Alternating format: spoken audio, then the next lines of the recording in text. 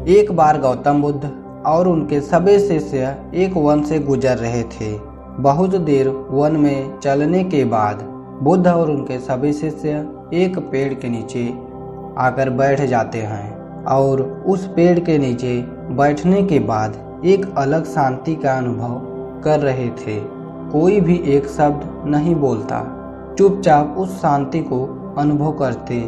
कुछ देर बीतने के बाद बुद्ध का एक शिष्य उठता है और बुद्ध से एक प्रश्न पूछता है कि बुद्ध, मैंने कभी आपको दुखी नहीं देखा। आपके चेहरे पर हर समय अलग ही मुस्कुराहट होती है। आपके चेहरे पर अलग सी चमक होती है जो हमें दुखों से कोसों दूर करती है। पर मैं यह जानना चाहता हूँ कि मेरे भिक्षु बनने के पहले मेरे जीवन में बहुत सारा दुख भरा था। क्या आप मुझे बता सकते हैं कि दुख का क्या मतलब है? बुद्ध मुस्कुराते हैं और भिक्षु से कहते हैं कि दुख एक विचार है। सभी लोग सुनकर चौंक जाते हैं और बुद्ध से पूछते हैं कि बुद्ध, विचार तो आते हैं और चले जाते हैं, परंतु दुख एक बार आता है तो जाने का नाम ही नहीं लेता। बुद्ध कहते हैं, मैं तुम्हें एक कहानी सुनाता हूँ। एक शहर में एक धनी सेठ रहता था। उस सेठ के पास एक वफादार नौकर होता है। वह सेठ अपने नौकर पर बहुत विश्वास करता था क्योंकि वह बहुत ही ईमानदार नौकर था। एक बार वह सेठ किसी काम से बाहर जाता है और कुछ दिनों बाद वापस लौटता है तो वह अपने साथ एक कीमती सामान लेकर आता है। वह उस सामान को अपने कमरे में सजाकर रख देता है और अपने नौकर से कह देता है कि तुम्हें इस सामान को खास ध्यान रखना होगा। ध्यान रहे कि टूटना नहीं चाहिए। नौकर कहता है कि चिंता ना करें, मैं पूरा ध्यान रखूंगा।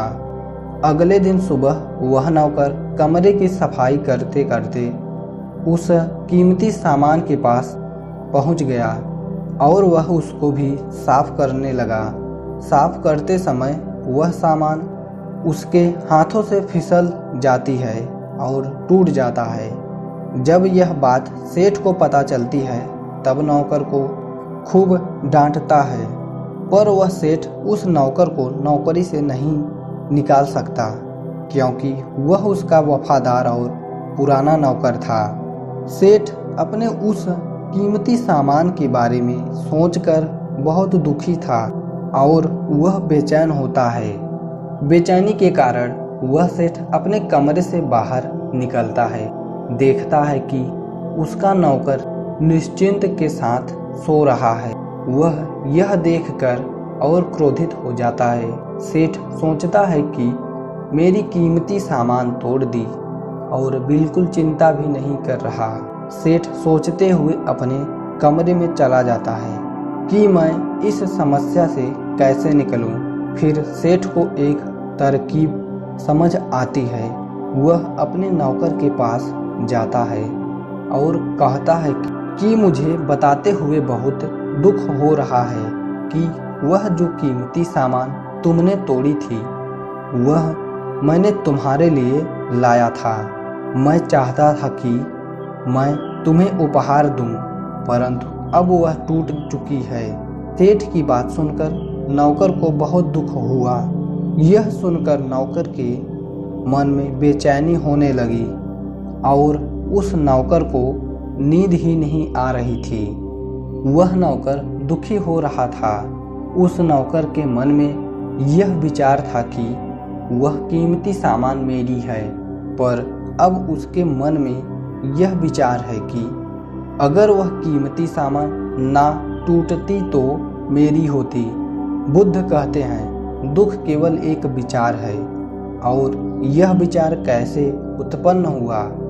अपने आप को किसी सामान से जोड़ते हैं तो वह सामान अपने आप से जुड़ जाती है। हर चीज आपके पास है, आपकी है, पर कुछ पल के लिए आपसे दूर हो जाएगी। तो उस दूर होने की घटना को स्वीकार करें और आगे बढ़ते रहें।